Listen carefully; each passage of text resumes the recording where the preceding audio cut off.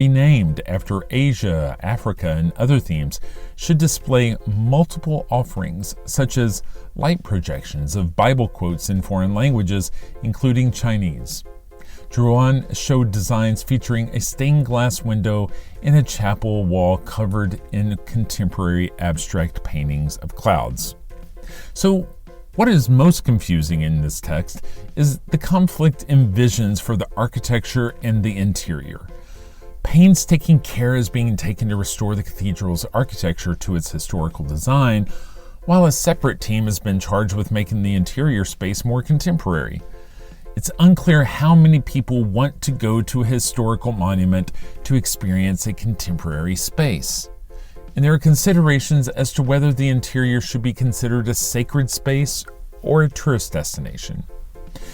Paris-based architect Maurice Cullot, the author of several books on religious architecture of the 18th century, has plenty to say about the proposed changes. He says, "It does not make any sense. We're rebuilding the cathedral and the spire as it was, with ancient materials like stone, wood, and lead, and now we'll have a theme park for foreign tourists inside. Why wasn't the design entrusted to the same architects to maintain unity between the inside and outside of the building? How could a priest choose, on his own, the interior decoration of a cathedral that belongs to the universal heritage of humanity and is being rebuilt with donations coming from all over the world?" The Rijksmuseum, the National Museum of the Netherlands, is planning the largest exhibit of Vermeer paintings to date. It's anticipated that the exhibit will include 23 paintings by the master of the Dutch Golden Age. This might not sound massive, but consider that we can only identify 35 paintings as being crafted by Johan Vermeer. The story of Vermeer is a rather mysterious one. We don't know that much about him. He didn't paint that many pieces.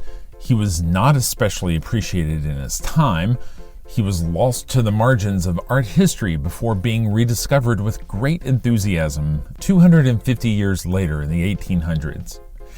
And the story only gets more odd.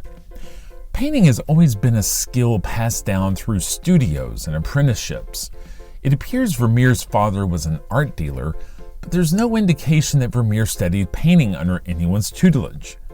It's hard to imagine a self-taught artist being able to render the near photorealistic scenes that Vermeer captures.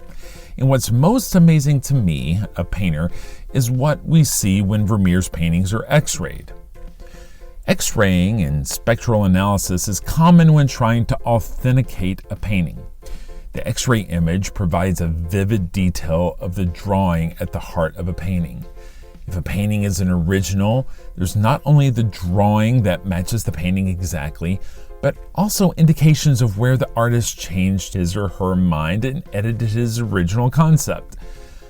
Art forgeries, on the other hand, typically don't exhibit these traits because forgeries are typically painted as copies, so the painting is planned ahead of time with no deviation. So, back to the Vermeer. What does the drawing look like under a Vermeer? Nothing. The X-rays show no preliminary drawings, no signs of construction. It's as if Vermeer applied colors onto the surface like a laser printer. If I've piqued your curiosity, I'd suggest seeing the excellent documentary Tim's Vermeer. The movie is an engrossing chronicle of a person who finds clues, forms a hypothesis, and films himself undertaking an experiment unlike anything I've ever seen. You can rent or purchase it on Amazon Prime in case you grow tired of sappy Hallmark holiday movies this Christmas season. That's all the time we have for this week. You've been listening to Art Sense. You can find the show on Apple Podcasts, iTunes, Google Play, Stitcher Radio, Spotify, or your favorite podcast app. If you've enjoyed this podcast, be sure to subscribe, and while you're there, please rate the show and leave a quick review. Your feedback is the key to other folks finding us. If you'd like to see images related to the conversation, read a transcript, and find other bonus features, you can go to cambia.art and click on the podcast tab. If you'd like to reach out to me, You can email me at craig@canvia.art. Thanks for listening.